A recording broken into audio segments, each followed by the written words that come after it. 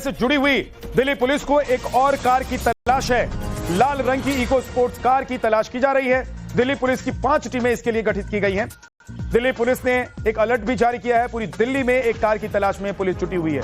संदिग्ध car Ford की eco sports है। लाल कलर की इको स्पोर्ट कार की तलाश की जा रही है।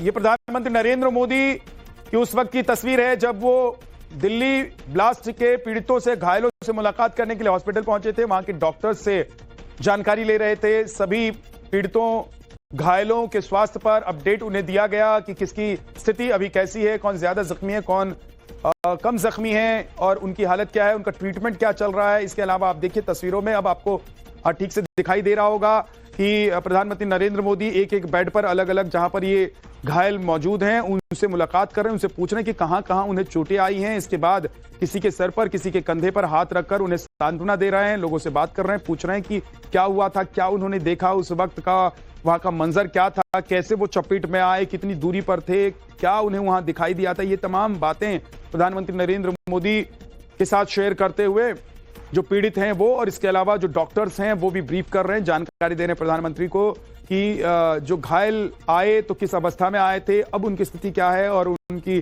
जांच कैसी चल रही है, किसी तरह की कोई दिक्कत तो नहीं हो रही है इन लोगों को। ये तस्वीर आप देख रहे हैं। प्रधानमंत्री जैसे ही लौटे विदेश दौरे से सीधे वो हॉस्पिटल पहुंचे और यहां पर पीड़ितों से उन्होंने मुलाकात की।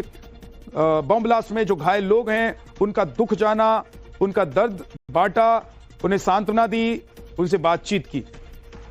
ये एक्सक्लूसिव तस्वीर नवभारत पर आप देख रहे हैं। इस वक्त प्रधानमंत्री की घायलों से मुलाकात की तस्वीर है। इसके अलावा वहां के जो अधिकारी हैं, हॉस्पिटल के डॉक्टर्स हैं, उनसे बातचीत करते हुए प्रधानमंत्री नरेंद्र मोदी पूरी जानकारी ले रहे हैं। क्योंकि देखिए, 2 तरह से इस घटनाक्रम को पूरा हैंडल करने की कोशिश कर रही है सरकार। एक तो एक्शन में लगातार सरकार दिखाई दे रही है कि जो लोग इस घटना में शामिल हैं, जो इस धमाके में शामिल लोग हैं, उनको पकड़ने की कोशिश की जा रही है, उनकी तलाश की जा रही है, ताबड़तोड़ एक्शन हो रहे हैं। दूसरी तरफ आप देख रहे हैं कि जो पीड़ित हैं इस घटना के, इस धमाके के, उनसे मुलाकात कर उनको ढांढस बंधाया जा रहा है, उनकी फैमिली को ढांढस बंधाया जा रहा है, उनको सांत्वना दी जा रही है। उनसे मुलाकात प्रधानमंत्री नरेंद्र मोदी खुद कर रहे हैं। अब आप सोचिए कि देश का प्रधानमंत्री जब घायलों से मुलाकात करने के लिए गए होंगे तो उस वक्त जो घायल हैं वो अपने आप को और अपनी परिस्थिति जिसमें वो इस वक्त हैं उससे निकलने में कितनी आसानी उनको होगी, आप इसका अंदाजा लगा सकते हैं कि प्रधानमंत्री से बातचीत करके मन काफी हल्का हुआ होगा इन लोगों का। और जब दर्द प्रधानमंत्री बांट रहे हैं, जब उनसे पूछ रहे हैं कि कहां, कैसे, क्या चोट लगी, तो लोग अपनी बातें बता भी रहे हैं, उनको शेयर भी कर रहे हैं।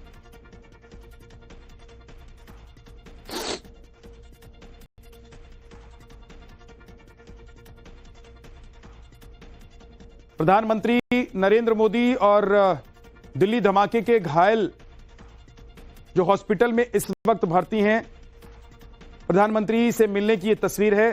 मोदी हॉस्पिटल पहुंचे, वहां उन्होंने सभी का हालचाल जाना। दिल्ली धमाके में कई लोग घायल हो गए और इन सभी को एलएनजेपी हॉस्पिटल में भर्ती कराया गया, जिसके बाद इनका ट्रीटमेंट इसी हॉस्पिटल में चल रहा है। आप देख रहे हैं तस्वीर, जिस वार्ड में इन सभी को रखा गया है, जहां पर इनका ट्रीटमेंट चल रहा है। EICU वार्ड है ये, जहां सभी का इलाज चल रहा है। वहीं आज प्रधानमंत्री पहुंचे विदेश दौरे से लौटने के बाद। एक एक व्यक्ति से उसका हाल जान रहे हैं, आप बीती पूछ रहे हैं। उस वक्त जब ये धमाका हुआ था तो क्या हुआ था, कैसे उसकी चपेट में आ गए, कितनी दूरी पर थे, उनके आंखों के सामने उस वक्त का मंजर क्या है जिसे वो शेयर कर सकते हैं, उन्होंने क्या देखा। ये देखिए, लोग अपनी बात कहते हुए, समझाते हुए और सबके बेड पर जाकर उनका हालचाल जान रहे हैं प्रधानमंत्री नरेंद्र मोदी।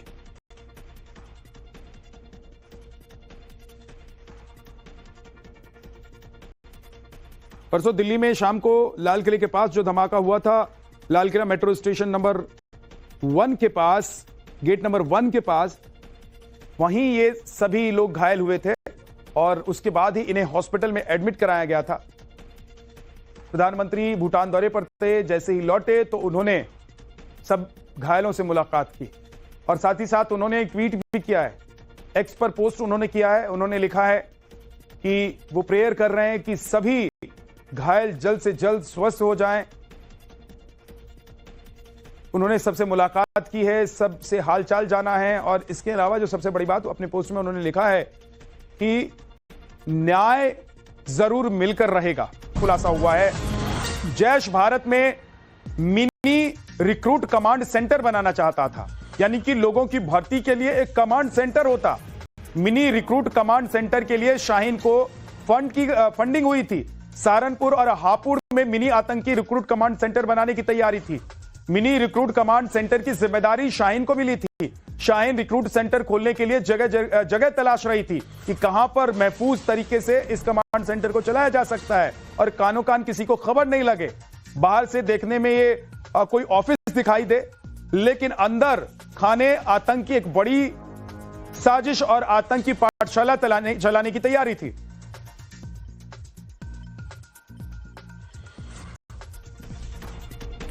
तो अभी तक इस रिक्रूटमेंट सेंटर को लेकर जो खुलासे हुए हैं वो अब आपको डिटेल में बता देते हैं कि क्या है। आतंकियों की भर्ती और ट्रेनिंग की थी बड़ी साजिश, यानी कि रिक्रूट सेंटर के जरिए आतंकियों को भर्ती की तैयारी थी। आतंकियों की भर्ती और ट्रेनिंग दोनों इसी रिक्रूट सेंटर के जरिए होनी थी। आतंकी संगठन जैश यूपी में आतंकी रिक्रूट सेंटर बनाना चाह रहा था और आतंकी डॉक्टर शाहीन को जैश ने इसकी जिम्मेदारी सौंपी थी। लेडी डॉक्टर को इसकी जिम्मेदारी सौंपी गई थी।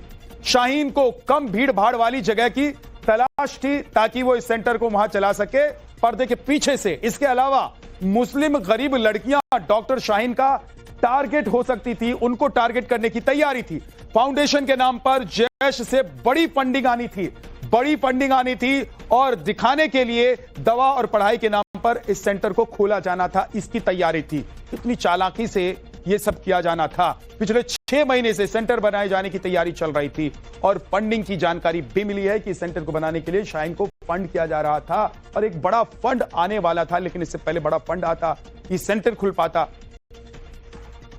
तो ये सब कुछ हो पाता, उससे पहले ये लोग हत्थे चढ़ गए, इनका पर्दाफाश हो गया। विनोद हमारे सहयोगी हमारे साथ जुड़े हुए हैं। विनोद, शाहीन के जरिए उत्तर प्रदेश में एक बड़ा कमांड सेंटर, रिक्रूट सेंटर बनाने की तैयारी थी और मासूम लोगों को, खासतौर से मुस्लिम महिलाओं को टारगेट करने की तैयारी चल रही थी। विनोद, ये बताइए कि कब से ये सब प्लानिंग हो रही थी, इस प्लान को एग्जीक्यूट करने में कितनी कामयाब हो गई थी शाहीन, और फंडिंग की जो बात आ रही है, क्या फंडिंग हो चुकी थी या फंडिंग होनी थी?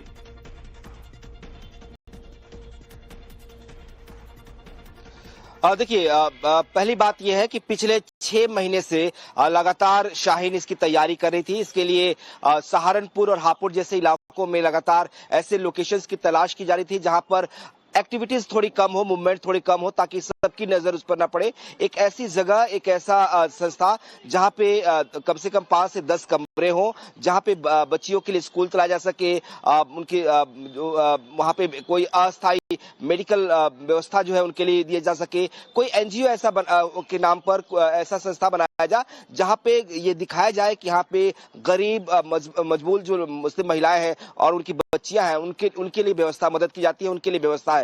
लेकिन उसकी आड़ में प्लानिंग ये थी कि यहाँ पे जो महिलाएं, जो बच्चियां होंगी, उनको जो बाहर से, देश के अंदर और देश के बाहर से जो मौलाना आएंगे, उनकी तकरीरें सुनाई जाएगी, उनका ब्रेन वॉश किया जाएगा ताकि उनको जिहाद की राह पर आगे लेके चला सके। तो जिस तरह की जैशे मोहम्मद ने उसको जिम्मेदारी दी थी शाहीन को, उसे जिस तरह से महिला जो कमांडिंग था उसका, जो महिला विंग था उसका कमांडर उसको रिक्त किया गया था, वो उसकी कोशिश यही थी कि ये ज्यादा से ज्यादा महिलाओं को अपने साथ जोड़े और जो उनका मोटिव है, जो उनका एजेंडा है, वो महिलाओं के जरिए आगे बढ़ाए। ठीक है विनोद, बहुत बहुत शुक्रिया इस पूरी जानकारी के लिए। एक और बड़ी खबर, सफेदपोश डॉक्टर्स के आतंकी नेटवर्क में बड़ा नाम डॉक्टर शाहीन का है और इसको लेकर बड़ा खुलासा हुआ है। आतंकी अजहर मसूद की बहन सादिया डॉक्टर शाहीन की हैंडलर थी।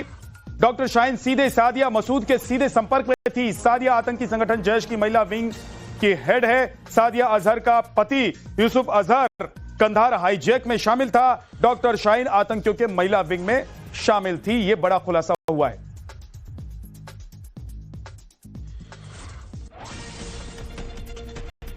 और इस बीच गिरफ्तार आतंकी डॉक्टर शाहीन के भाई डॉक्टर परवेज को भी एटीएस दिल्ली लेकर पहुंच गई है। दिल्ली में आतंकी हमले की जांच कर रही एनआईए परवेज से पूछताछ करेगी। अभी तक जांच में पता चला है कि परवेज अपनी आतंकी बहन शाहीन के सीधे संपर्क में था। खास बात यह है कि आज के जमाने में वो भी स्मार्टफोन की जगह किटी पैड वाला फोन इस्तेमाल कर रहा था। दरअसल इसके पीछे मकसद हो सकता है कि आसानी से जांच एजेंसियों के दायरे में न आ पाए, क्योंकि पैड वाले मोबाइल ट्रेस करने मुश्किल होते हैं। परवेज के पास से 3 कीपैड वाले फोन बरामद हुए हैं और साथ ही कुछ एक हार्ड डिस्क और कुछ पेन ड्राइव्स भी मिले हैं। जांच में यह भी पता चला है कि न सिर्फ अपनी बहन बल्कि परवेज मुजम्मिल के संपर्क में भी था। परवेज ने 4 नवंबर को अपने पिता को आखिरी बार फोन किया था और 1 सप्ताह पहले उसने इंटीग्रल यूनिवर्सिटी से इस्तीफा दे दिया था, जहां पर वो मेडिसिन विभाग में असिस्टेंट प्रोफेसर था।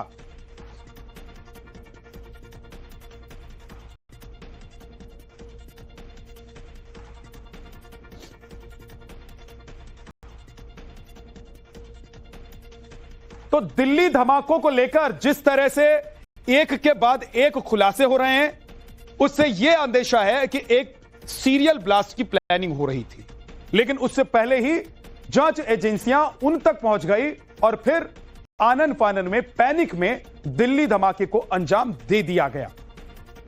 अब इसकी कड़ियां आपको सिलसिलेवार तरीके से समझाते हैं। दरअसल यह दिल्ली एनसीआर से लेकर सहारनपुर और लखनऊ तक एक नेटवर्क कैसे बनाया जा रहा था, जिसका बीज अनंतनाग में बोया गया। सफेदपोश आतंकियों की मुलाकात हुई और इस ग्रुप के डॉक्टर उमर नबी ने जीएमसी श्रीनगर से पढ़ाई की थी। इसके बाद जीएमसी अनंतनाग में डॉक्टर अदील और डॉक्टर मुजम्मिल से मुलाकात हुई और यहीं पर यह आतंकी नेटवर्क पनपा भी। जीएमसी यानी कि गवर्नमेंट मेडिकल कॉलेज अनंतनाग, तीनों डॉक्टरों के आतंकी संगठन जैश से जुड़ने की बात भी यहीं से सामने आ रही कि यहीं रहते हुए ये आतंकी संगठन से जुड़े। जांच में पता चला है कि 2024 में डॉक्टर अदील और मुजम्मिल यहीं से टर्मिनेट भी किए गए थे और अनंतनाग से लेकर अलग होने के बाद डॉक्टर उमर और मुजम्मिल फरीदाबाद पहुंचे थे।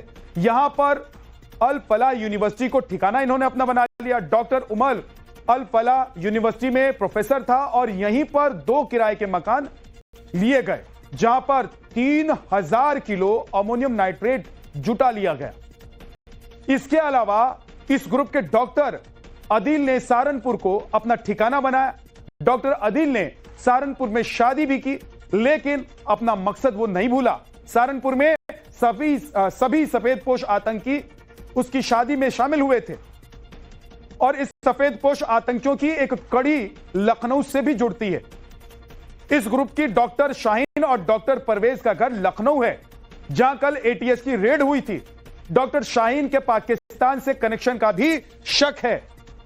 डॉक्टर शाहीन कानपुर के एक अस्पताल में काम करती थी, फिर वहां से अचानक गायब हो जाती है। वो आतंकी संगठन जैश से शाहीन के जुड़ने का शक भी है और जैश की जमात उल मोमिनात विंग से कनेक्शन की बात सामने आ रही है।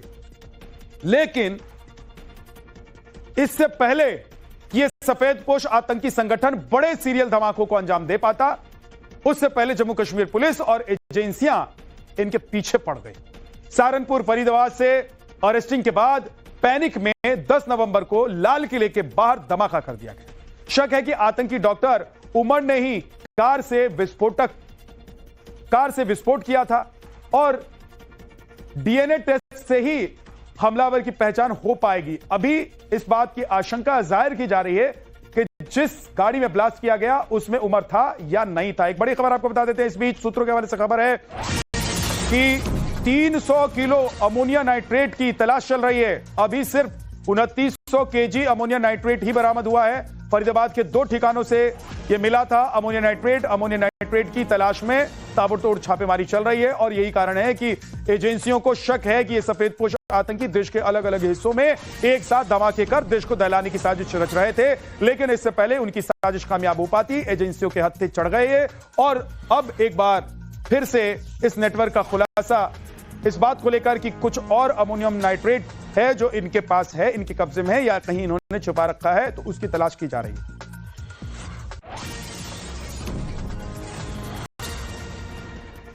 इस बीच एक और बड़ी खबर आ रही है। बांग्लादेश के रास्ते लाया गया था यह विस्फोटक। बांग्लादेश से पहले नेपाल लाया गया था विस्फोटक को, और आतंकी नेपाल से फिर भारत के अंदर यह विस्फोटक लेकर आए थे। जांच में पता चला है कि किसी फर्टिलाइजर कंपनी से यह अमोनिया नाइट्रेट चोरी करके हासिल किया गया था और फिर इसको अपने नेटवर्क का इस्तेमाल करते हुए करीब 3200 किलो अमोनिया नाइट्रेट भारत तक लाया गया। और यही कारण है कि इस रूट पर अब और जांच की जा रही है ताकि बचा हुआ अमोनिया नाइट्रेट पकड़ा जा सके, इनके मंसूबे कामयाब ना हो सके।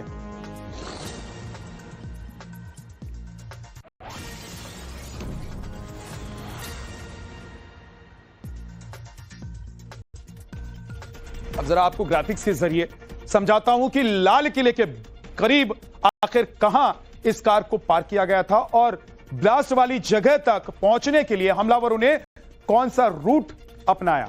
अब देखिए कैसे ये लाल किला तक पहुंचे, गाड़ी पहुंचाई इन्होंने। अल फलाह यूनिवर्सिटी के एक और डॉक्टर की तलाश इस वक्त चल रही है, लेकिन जरा सबसे पहले समझिए कि कैसे ये पहुंच गए लाल किले के पास।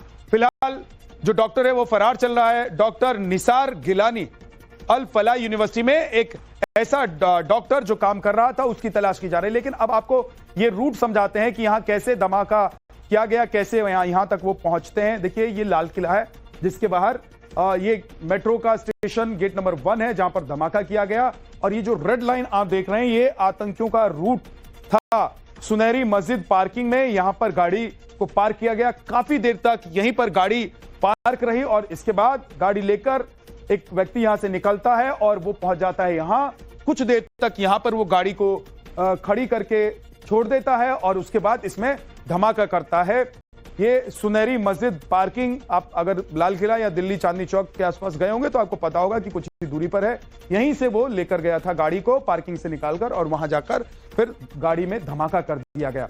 अब उमर गाड़ी में उस वक्त मौजूद था या नहीं था, विधायक बन के उसने इस हमले को अंजाम दिया है या उसकी प्लानिंग कुछ और है, ये डीएनए की जब रिपोर्ट आएगी तो उससे पता चल जाएगा। उमर की मां का डीएनए सैंपल ले लिया गया है, उसको जांच के लिए भेज दिया गया है। अब दोनों का मिलान किया जाएगा, उसके बाद काफी कुछ साफ हो जाएगा। एक और बड़ी खबर आपको बता देते हैं, अल फलाह यूनिवर्सिटी के एक और डॉक्टर की तलाश की जा रही है।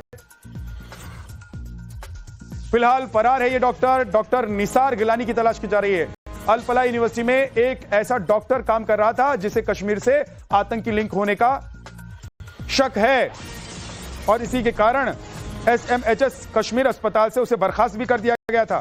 डॉक्टर निसार की बेटी भी अल फलाह में पढ़ती है, उसे हिरासत में लेकर पूछताछ की जा रही है। यह डॉक्टर गिलानी अलगाववादी नेता का करीबी भी है, आतंकी गतिविधि में लिप्त होने के कारण सस्पेंड हुआ था। एक और बड़ी खबर आपको बताते हैं, दिल्ली धमाके पर सूत्रों से जुड़ी एक बड़ी खबर आ रही है। सूत्रों के हवाले से यह खबर है, गिरफ्तार आतंकियों के निशाने पर थे धार्मिक स्थल। आतंकियों के टारगेट पर यूपी के मंदिर और धार्मिक स्थल थे। अयोध्या और वाराणसी में ब्लास्ट की साजिश थी। अयोध्या के स्लीपर मॉड्यूल से संपर्क में शाहीन, डॉक्टर शाहीन उसके संपर्क में थी। सूत्रों से खबर आ रही है कि गिरफ्तार आतंकियों के फरीदाबाद मॉड्यूल पर यूपी के मंदिर और धार्मिक स्थल टारगेट पर थे। सूत्र बता रहे हैं कि खासतौर पर अयोध्या और वाराणसी टारगेट पर थे और इसी के कारण विस्फोटक जुटाया जा रहा था और इसके लिए शाहीन ने अयोध्या के स्लीपर सेल मॉड्यूल को एक्टिव किया हुआ था। यानी कि लाल किले के बाहर धमाका तो पैनिक में किया गया, असल में टारगेट यूपी के धार्मिक स्थल थे और अयोध्या, काशी और मथुरा पहले से ही टारगेट पर। वाराणसी में सुरक्षा बढ़ा दी गई है। काशी विश्वनाथ मंदिर के आसपास कड़ी सुरक्षा इस वक्त देखने को मिल रही है। मंदिर के बाहर स्पेशल कमांडो की तैनाती की गई है। चप्पे चप्पे पर यूपी पुलिस के जवान तैनात कर दिए गए हैं, क्योंकि अब जो बड़ी जानकारी निकल कर मिल रही है उसके मुताबिक वाराणसी में काशी विश्वनाथ मंदिर और इसके अलावा अयोध्या में श्री राम जन्मभूमि के आसपास धमाका करने की साजिश थी। दिल्ली में ब्लास्ट करने वाले आतंकियों के निशाने पर क्या यूपी के प्रमुख धर्म स्थल थे? क्या अयोध्या और काशी में विस्फोट करने की फिराक में थे आतंकी? जी हां, ये सनसनीखेज खुलासा हुआ है दिल्ली में पकड़े गए आतंकियों से पूछताछ के बाद। पता ये चला है कि ये आतंकी काशी और अयोध्या के प्रमुख धर्म स्थलों के बाहर विस्फोट करने की फिराक में थे और इसके लिए बाकायदा जो लोकल स्लीपर मॉड्यूल्स थे उनको एक्टिव कर दिया गया था और इस पूरे ऑपरेशन को लीड कर रही थी शाहीन। हालांकि ये सब कुछ होता उसके पहले ही दिल्ली में हड़बड़ी में ब्लास्ट हो गया था, ये कहना है। और फिलहाल देखिए इस खुलासे के बाद काशी के प्रमुख जो मंदिर है यानी काशी विश्वनाथ मंदिर, उसके बाहर किस तरीके से सिक्योरिटी के अरेंजमेंट किए गए हैं वो हम आपको तस्वीरों में दिखाने की कोशिश कर रहे हैं कि इस खुलासे के बाद जो स्पेशल कमांडोज है उनकी तैनाती इस वक्त मंदिर परिसर के बाहर कर दी गई है। आप देखिए कि अत्याधुनिक जो असलहे हैं उनके उससे लैस जो ये कमांडो है वो दिन रात काशी विश्वनाथ मंदिर और उसके साथ साथ जो ज्ञानवापी मस्जिद है उसकी सिक्योरिटी कर रहे हैं, क्योंकि लंबे समय से ये जो मंदिर है वो आतंकियों के हिट लिस्ट में है। और इसके साथ साथ सिर्फ काशी विश्वनाथ मंदिर ही नहीं बल्कि इसके अलावा संकट मोचन मंदिर और कैंट रेलवे स्टेशन के साथ ही गंगा जो प्रमुख घाट है गंगा के वहां पर भी कुछ इसी तरीके की सिक्योरिटी के अरेंजमेंट किए गए हैं।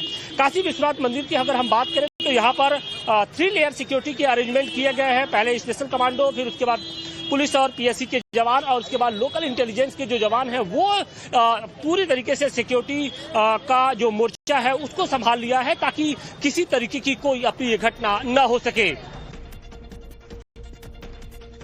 वाराणसी के घाटों पर भी हाई अलर्ट जारी कर दिया गया है। प्रमुख घाटों पर ड्रोन से नजर रखी जा रही है। बम स्क्वाड और डॉग स्क्वाड की भी तैनाती की गई है। आरती के दौरान विशेष सतर्कता बरती जा रही है। आपको एक रिपोर्ट दिखा। दिल्ली धमाके में शामिल आतंकियों से पूछताछ के बाद जो सनसनीखेज खुलासा हुआ है उसे लेकर अब काशी में सिक्योरिटी बढ़ा दी गई है। न सिर्फ काशी विश्वनाथ मंदिर बल्कि वाराणसी के जो प्रसिद्ध दशाश्वमेध घाट है और तमाम जो घाट है वहां पर इस वक्त चौकसी बरती जा रही है। देखिए इस वक्त हमारी मौजूदगी काशी विश्वनाथ मंदिर के पास है और यहाँ पर किस तरीके से चौकसी बढ़ाई गई है, अलर्टनेस बढ़ाया गया है, उसकी तस्वीरें हम आपको दिखा रहे हैं कि जो पुलिस के आला अधिकारी हैं वो इस वक्त घाटों पर मौजूद हैं। और आप देखिए कि ड्रोन के जरिए पूरे घाट की जगह जगह निगाहबानी की जा रही है ताकि अगर कुछ भी संदिग्ध वस्तु दिखे या फिर कोई संदिग्ध गतिविधि दिखे तो उसको तत्काल रोका जा सके। और फिलहाल देखिए न सिर्फ दोपहर में बल्कि सुबह शाम जब आरती होती है तो उस दौरान भी कुछ इसी तरीके की जो सिक्योरिटी है वो इस वक्त नजर आ रही है। हमारे साथ बातचीत के लिए एडीसीपी टी सरवन जी हैं। सर, जिस तरीके से ये पूरा दिल्ली में ब्लास्ट हुआ है उसके बाद किस तरीके से वाराणसी की सिक्योरिटी बढ़ाई गई है? ये जो दिल्ली एक्सप्लोजन के बाद ये पूरा यूपी में अलर्टनेस बढ़ाया गया और साथ ही साथ वाराणसी में विशेष रूप से जो प्रमुख मंदिर और जो रेलवे स्टेशन बस स्टैंड्स में उसमें विशेष नज़र रखा जा रहा है। और ये काशी में विभिन्न प्रसिद्ध मंदिर हैं, काशी विश्वनाथ, संकट मोचन और ये बाकी जो घाट एरिया में जो गंगा आरती हो रही है आजकल 3 घाटों में, जो 3 प्रमुख घाटों में गंगा आरती हो रही है, नमो घाट, दशाश्वमेध घाट और 80 घाट में। उन घाटों पे अत्यधिक भीड़ प्रतिदिन लोग आते रहते हैं और उन लोगों को उन एरिया में भी सुरक्षा व्यवस्था सुनिश्चित करने के लिए डॉग स्क्वाड और जो हमारा बॉम्ब डिस्पोजल टीम है उसको सक्रिय किया गया। आगे आपको दिखाएंगे उस यूनिवर्सिटी की कहानी जिससे है 3 आतंकियों का कनेक्शन, लेकिन उससे पहले देख लीजिए रोहतक में कहां मिला 1 करोड़ रुपए कैश। हरियाणा के रोहतक गिरफ्तार किया है।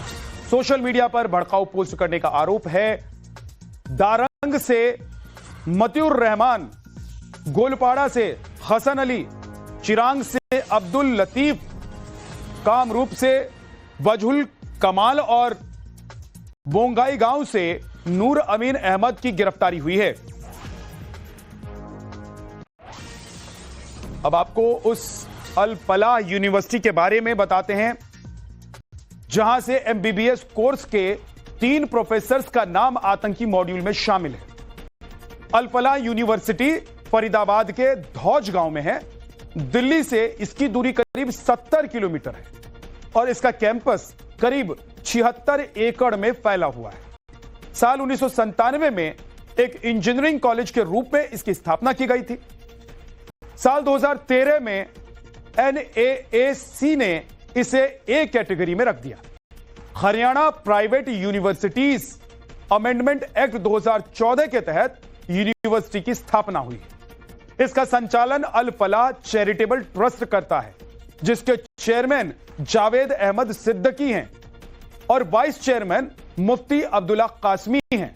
डॉक्टर भूपेंद्र कौर आनंद अभी अल फलाह यूनिवर्सिटी के वाइस चांसलर हैं। 2016 में अल Falah school of medical sciences की शुरुआत की गई थी। पहला एमबीबीएस बैच 2019 में शुरू हुआ। इस मेडिकल कॉलेज में एमबीबीएस की कुल 200 सीटें हैं। अल फलाह यूनिवर्सिटी कुल 4 अलग अलग कॉलेजों का संचालन करती है। Al Falah school of medical sciences and research centre, Al Falah school of engineering and technology, Brown Hill college of engineering and technology centre, Al Falah school of education and training, इन सभी का संचालन यह यूनिवर्सिटी करती है। दिल्ली बम धमाकों पर बाबा बागेश्वर ने बड़ा बयान दिया है। धमाका करने वाले आखिर एक ही कौम से क्यों हैं, ये बाबा बागेश्वर सवाल पूछ रहे हैं। बागेश्वर कह रहे हैं कि कौन सी शिक्षा नीति है जो मजहबी कट्टरपंथी बनाती है। मदरसों की शिक्षा नीति में सुधार की जरूरत है। हिंदू एक नहीं हुआ तो कल हर गांव मोहल्ले में बम फूटेंगे। हिंदू एकता से ही देश और संविधान बचेगा। बाबा बागेश्वर दंगा करने वालों के खिलाफ गंगा एकता पदयात्रा निकाल रहे हैं। बाबा बागेश्वर ने इसी दौरान ये बातें कही हैं। दंगा करने वालों को 100 करोड़ हिंदू निकलने नहीं देंगे। दंगा करने वाले देश छोड़ दें। बाबा बागेश्वर ने अपनी यात्रा के दौरान नव भारत से बातचीत करते हुए ये बातें कही। हमारे साथ बाबा बागेश्वर इस वक्त खुद मौजूद है। सनातन हिंदू एकता यात्रा जो कि लगातार निकाली जा रही है, छठा दिन है। बाबा से जानते हैं, बात करते हैं। बाबा, छठा दिन है, कैसी अनुभूति हो रही है? विशाल जनसमूह आया है। अभूतपूर्व है। हिंदू एक हो रहा। दंगा करने वालों के खिलाफ गंगा एकता की पदयात्रा है ये सनातनियों की। दंगा वालों को अब 100 करोड़ हिंदू घर से निकलने नहीं देंगे। या तो वो विचार परिवर्तन करें या देश में रहना छोड़ दें। बाबा, 2 दिन पहले दिल्ली में जो बड़ी घटना घटी उसने पूरे देश को झकझोर कर रख दिया। आप क्या कहना चाहेंगे? कुछ विदेशी ताकतें हिंदुओं की एकता से घबरा गई हैं।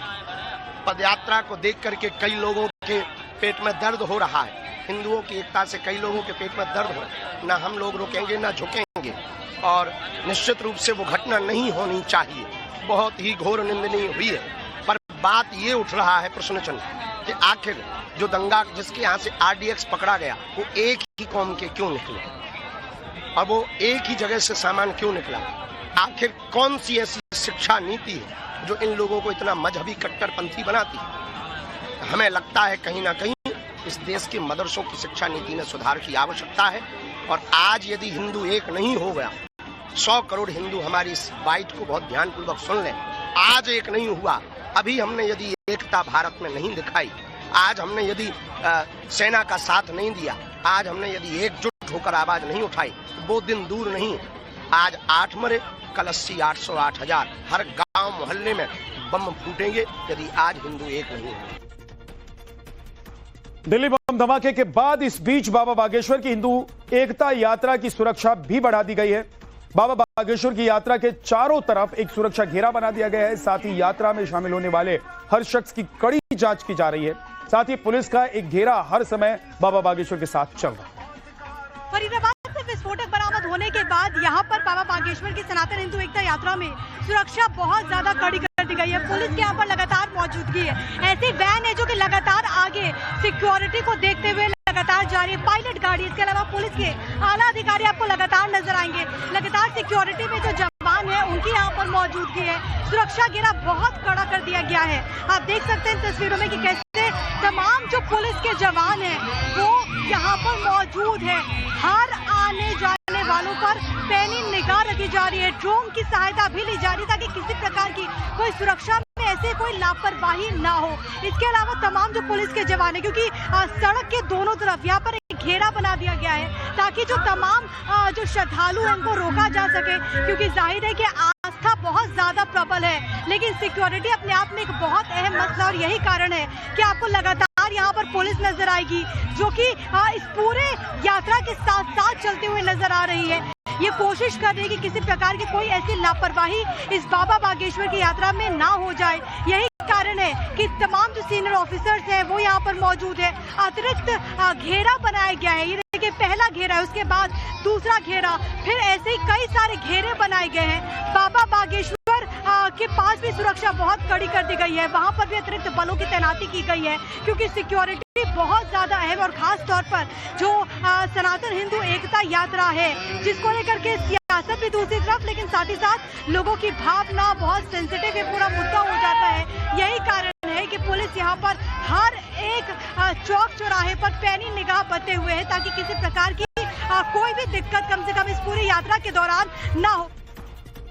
दिल्ली बम धमाके से जुड़ी हुई एक और बड़ी खबर आपको बताते हैं। दिल्ली पुलिस का बड़ा एक्शन इस वक्त देखने को मिल रहा है। 12 संदिग्धों को पुलिस ने हिरासत में लिया है। कार धमाकों के बाद दिल्ली पुलिस का ये बड़ा एक्शन है। धमाकों से जुड़े गिरफ्तार लोगों से संबंध होने के शक में ये एक्शन लिया गया है। सभी संदिग्ध आरोपियों से पूछताछ की जा रही है। संदिग्धों से पूछताछ के बाद बड़ा खुलासा हो सकता है, इसकी संभावना है, क्योंकि ये सभी लोग ऐसे लोग हैं जो संदिग्धों से जुड़े हुए हैं। लिहाजा इनसे पूछताछ के बाद संभवतः कुछ बड़ी बातें निकलकर सामने आए।